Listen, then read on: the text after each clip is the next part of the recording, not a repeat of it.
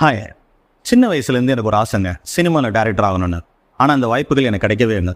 நானும் சூழ்நிலை காரணமாக அந்த வாய்ப்புகளை தேடி போகவே இல்லை. ஆனால் அந்த சினிமா ஆசை மட்டும் டெய்லி வளர்ந்துட்டு இருக்கு. எப்படின்னு கேட்குறீங்களா? ஒரு நாளைக்கு 3 வேளை சாப்பிட்றோமா, அது மாதிரி குறைஞ்சபட்சம் 2 படமாச்சும் பார்த்தா தான் எனக்கு தூக்கமே வரும். அது எந்த மொழியாக இருந்தாலும் சரி. அதோட வெளிப்பாடு தான் இந்த சேனல் ஆரம்பிக்கிறதுக்கு காரணமே. இந்த சேனலில் movie review, music review, cinema பற்றிய தகவல்களை உங்ககிட்ட ஷேர் பண்ணிக்க போகிறேன்.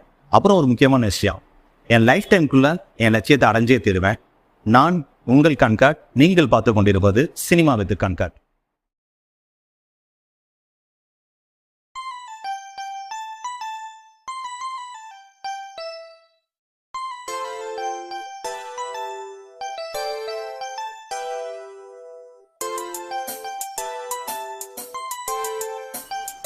இன்னைக்கு நாம முதல் எபிசோட்ல பார்க்க போற திரைப்படம் 2004 ஏம் ரத்னம் தயாரிப்புல இயக்குனர் தரணி இயக்கத்தில் வெளியிருந்த கில்லி திரைப்படத்தை பற்றி தான் பார்க்க போகிறோம். என்னடா 2004 ரிலீஸ் ஆன படத்தை இப்போ ரிவ்யூ பண்ண போறேன்னு பார்க்குறீங்களா? அதான் இல்லை, 2024 ரீ ரிலீஸ் ஆன கில்லி வெர்ஷன் 2.0 பற்றி தான் ரிவ்யூ பண்ண போகிறோம். இந்த படம் அப்போவே 8 கோடியில் எடுத்து 70 கோடி கலெக்ட் பண்ணிது. ஆனால் இப்போது மக்கள் கூட்டமாக வந்துட்டு இருக்காங்க. இப்போ வரைக்குமே 10 கோடி ரூபா வசூல் பண்ணிட்டுன்னு சொல்லியிருக்காங்க. இந்த நிலவரம் இன்னும் கூடுன்னு சொல்லிட்டு இருக்காங்க. இந்த வெற்றிக்கு என்ன காரணம்? வாங்க ஒவ்வொன்றா பார்க்கலாம். இந்த படத்தோட வெற்றிக்கு முதல் காரணம் பார்த்தா இந்த படத்தோட திரைக்கதை. இந்த திரைக்கதை எழுதியிருப்பது இயக்குனர் தரணி. தரணியோட உண்மையான பேர் பார்த்தீங்கன்னா ரமணி. அவர் முதல் திரைப்படம் எதிரும் உதிரும் சரியான அளவுக்கு வெற்றி அடையாதனால தன் பேரை மாற்றிக்கிட்டு எடுத்த திரைப்படம் தான் தில். அடுத்த படம் தூள். இந்த 2 படமே சம ஹிட்டு. அடுத்து 3ஆம் வெற்றிக்காக காத்துட்டு இருக்கும் போது தான் தெலுங்குல ஒக்கடு திரைப்படம் ரிலீஸ் ஆகுது. இந்த படத்தை பார்க்கும்போது இயக்குனர் தரணி தான் எழுதிய 3 கதையோட ரிசம்பிளன்ஸ் இந்த கதையில இருக்குன்னு தெரிஞ்சுக்கிட்டு இதை தான் ரீமேக் பண்ணலைன்னா வேற யாராச்சும் ரீமேக் பண்ணிடுவாங்கன்னு ஏம் ரத்னட்ட சொல்லி இந்த படத்தை ரைட்ஸ் வாங்கி தமிழில் ரீமேக் பண்ணுறாங்க. ஒரிஜினல் கதையை குணசேகரன் எழுதியிருப்பாரு. அவர்கிட்ட பெர்மிஷன் வாங்கி தமிழ் ஆடியன்ஸுக்கு ஏற்ற மாதிரி ஃபாஸ்ட் பேஸில் திரைக்கதை அமைச்சிருப்பாரு இயக்குனர் தரணி. ஒரு கிளாஸ் படத்தில் டீட்டெயிலிங் இருக்கலாம், ஆனால் ஒரு மாஸ் படத்தில் டீட்டெயிலிங் இருக்குன்னா அது இந்த படம் தான். இப்போ வரைக்கும் இந்த படத்தை டீகோட் பண்ணிட்டு இருக்காங்க. ஒரிஜினல் ஒக்கடு மாஸாக இருக்காது, கிளாஸாக இருக்கும். ஒரிஜினல் கில்லி கிளாஸாக இருக்காது, மாஸாக இருக்கும். படம் ஆரம்பிக்கிறதும் தெரியாது, படம் முடிகிறதும் தெரியாது. அவ்வளோ ஃபாஸ்ட் பேஸில் திரைக்கதை அமைச்சிருப்பாரு. இந்த படத்தோட வெற்றிக்கு இன்னொரு காரணம் பார்த்தா இந்த படத்தோட இசை. தெலுங்குல மணி சர்மா இசையமைச்சிருப்பாரு. எல்லா பாட்டும் ஹிட்டு, ஆனால் எல்லா பாட்டும் அங்கே மெலடி. ஆனால் இங்கே தரணியோட ஃபாஸ்டான திரைக்கதைக்கு ஏற்ற மாதிரி இசையமைக்கணும். அப்போதான் வராரு நம்ம வித்யாசாகர். இந்த படத்தில் எல்லா பாட்டும் தாறுமாறு ஹிட்டு, எல்லா பாட்டும் அவ்வளோ வேகமாக இருக்கும், அவ்வளோ ஒரு ஃபாஸ்ட் பேஸில் இருக்கும். ஆனால் விடுவார நம்ம மெலடி கிங் காதலா காதலான்னு ஒரு கட் சாங்கு ரொம்ப மெலடியாக போட்டிருப்பாரு. அந்த பாட்டும் நல்லா இருக்கும். இந்த படத்தோட பின்னணி இசையை பற்றி சொல்லவா வேணும்? இன்னைக்கு வரைக்கும் கபடியில் வர்ற இடத்துல எல்லாம் ஆச்சு பூச்சுன்ற மியூசிக் தான் ஹிட்டு.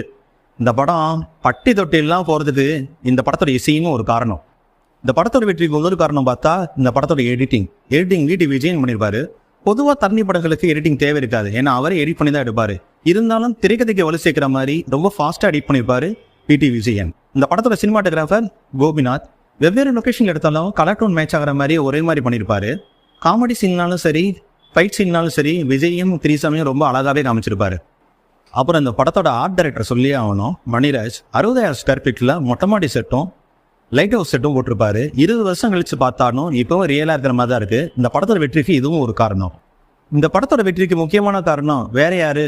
நம்ம விஜய் தான். விஜய் இந்த படத்தில் ஓவரால் பெர்ஃபார்மன்ஸில் மிரட்டி விட்டுருப்பாரு. இன்னைக்கு முன்னாடி வந்த திரைப்படங்களில் விஜய்க்கு சப்போர்ட்டிங்காக காமெடி ஆக்டர்ஸ் இருப்பாங்க, ஆனால் இதில் அவரே காமெடி ட்ராக் பண்ணியிருப்பாரு. இன்னைக்கு வரைக்கும் அதை ரசித்து பார்த்துக்கிட்டு இருக்கோம். லவ், டான்ஸ், காதலில் தவிப்பு, ஃபைட் சீன்ஸ்லாம் மிரட்டி விட்டுருப்பாரு, சொல்லவே தேவையில்லை. ஆனால் காமெடியில் மிரட்டியிருக்காருன்னா அது எந்த படம் தான். இன்னைக்கு தேட்டரில் கூட்டமாக மக்களை வந்து பார்க்குறாங்கன்னா அதுக்கு விஜய் தான் காரணம். விஜய் தான் க்ரௌன் புல்லர்னு நிரூபிச்சுக்கிட்டே இருக்கார். அப்புறம் நம்ம பிரகாஷ்ராஜ் பெர்ஃபார்மன்ஸ் சொல்லியே ஆகணும். ஒரு படத்தில் வில்லனை ரசிக்க வச்சாருன்னா அது இந்த படம் தான். தனலட்சுமியை லவ் பண்ணுற சீனாக இருக்கட்டும் சரி, தான் லவ் பண்ணுற தனலட்சுமியை வேறு யாரும் பாத்திரக்கூடாது பொசசிவாக இருக்கும்போதும் சரி, விஜய் கிட்ட மோதிர சீனாக இருக்கட்டும் சரி, ஆக்ரோஷமாக நடிச்சிருப்பாரு.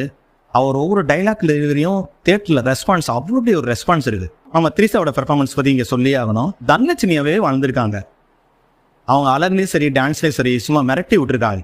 ஓவராலாக இந்த படத்தில் நடிச்சிருக்க அத்தனை நடிகர்களும் பெர்ஃபார்மன்ஸில் வெளுத்து கட்டியிருப்பாங்க. முக்கியமாக ஆசிஸ் வித்யார்த்தி, ஜானகி கணேஷ், ஜெனிஃபர், தாமு, சின்ன கேரக்டர்ஸ் கூட அவங்க பெர்ஃபார்மன்ஸை கரெக்டாக வெளிப்படுத்தியிருப்பாங்க. இந்த படத்தோட வெற்றிக்கு அதுவும் ஒரு காரணம்.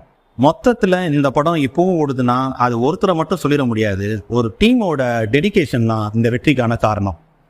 அப்புறம் என்னங்க, சம்மர் வந்தாச்சு, படத்தோட டிக்கெட் 100 ரூபா தான். ஃபேமிலியோட போய் என்ஜாய் பண்ணுங்க.